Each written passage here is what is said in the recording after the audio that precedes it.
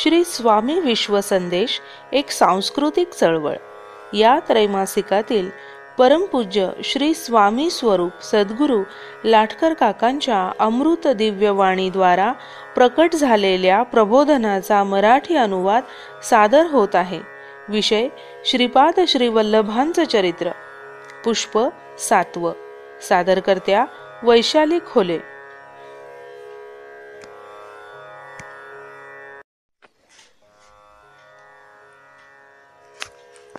एक ब्राह्मण होता। त्याच्या पत्नीचं नाव अंबिका होतं। त्यांना विलंबानं पुत्र प्राप्ती झाली होती। उशिरा झालेला मुलगा मतिमंद होता।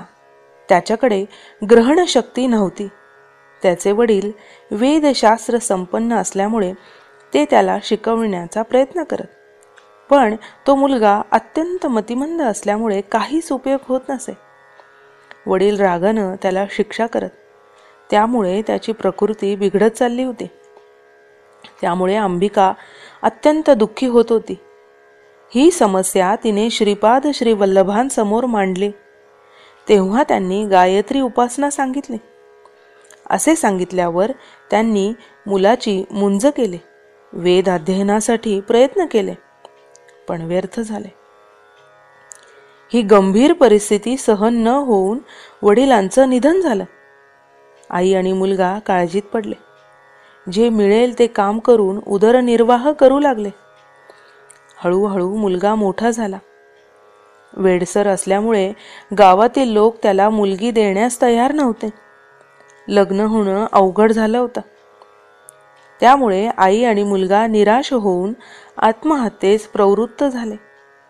नदीजवळ येताच त्यांना श्रीपादांची आठवण झाली। त्यांना असं वाटलं की त्यांचे दर्शन घेऊन मग प्राणत्याग करावा। ते दर्शनासाठी श्रीपाद श्री वल्लभांकडे आले। अंबिकेने श्रीपादांसमोर व्यथा मांडली। मुलगा कोणत्याही उपायास दाद देत नाही, म्हणून दोघांना देहत्याग करण्याची परवानगी देण्याची विनंती केली।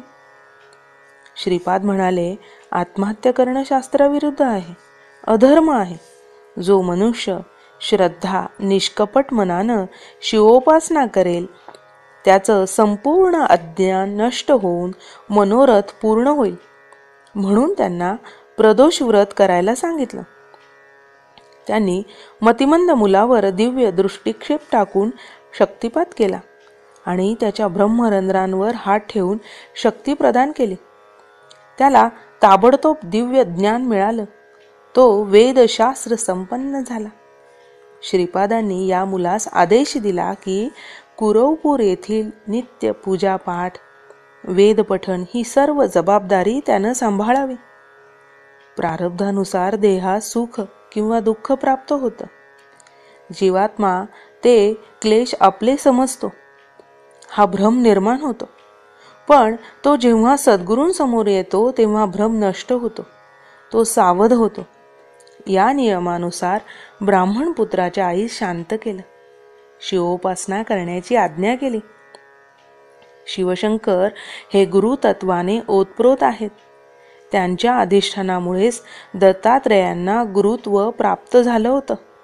ते संपूर्ण सृष्टीचं साम्य दृष्टीनं, न्याय दृष्टीनं सतत निरीक्षण करतात। जर शंकरांचं पूजन शिवप्रदोष व्रत केले तर चतुर्भुज विष्णूसारखा पुत्र प्राप्त होतो। हे विधान अधिक पुष्ट करण्यासाठी स्वामींनी पुराणातील कथा सांगितली।